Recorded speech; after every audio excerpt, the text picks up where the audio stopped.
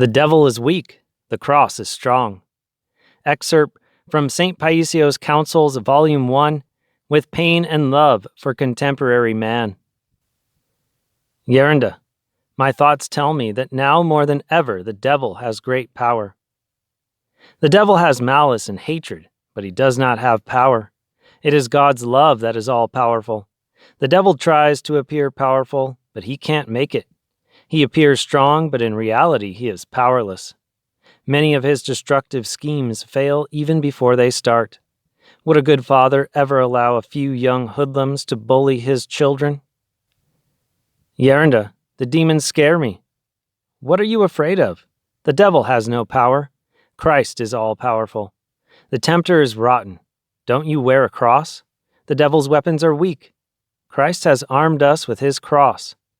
Only when we abandon our spiritual armor is the enemy strong.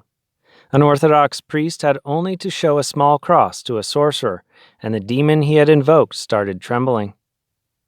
Why is the devil so afraid of the cross? Because when Christ received the spitting, the blows, and the beatings, the kingdom and the power of the devil were crushed. How wonderful is the way in which Christ defeated the devil! The devil's dominion was crushed with a reed, used to say a saint. When Christ was given the last blow with a reed, at that very moment, the devil's power was destroyed. In other words, patience is our spiritual defense, and humility our greatest weapon against the devil. The greatest balm that Christ's sacrifice on the cross gave us is the crushing of the devil.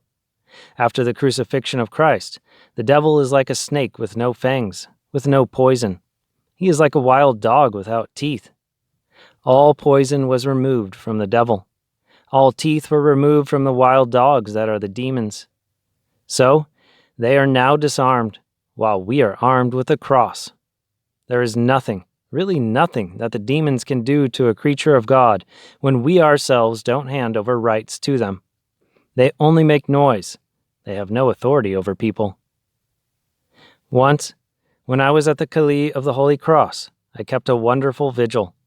A whole bunch of demons had gathered at night on the roof of the Calais. At first, they banged the walls with a sledgehammer, and then made all kinds of noise as if they were rolling big logs and tree stumps. I started making the sign of the cross at the ceiling and chanting, "Thy cross we venerate, O Lord, and we glorify thy holy resurrection." I stopped. They started again. Now, I said to myself, we'll have two choirs, you from up there with the logs, and me down here. When I started, they stopped. At one point I was chanting, "Thy cross we venerate, O Lord, and we glorify thy holy resurrection," and the other, "Lord, you have given us your cross as a weapon against the devil." I spent the most delightful night in psalmody, and when I would stop for a while, they would start the entertainment. Every time they put on a different performance. Didn't they leave the first time you chanted? No. As soon as I stopped, they started. Both choirs had to have their vigil. It was such a beautiful night. I chanted with such a longing. I had a great time. Geronda, what does the devil look like? Do you know how beautiful he is? He's something else. You have only to see him to believe it.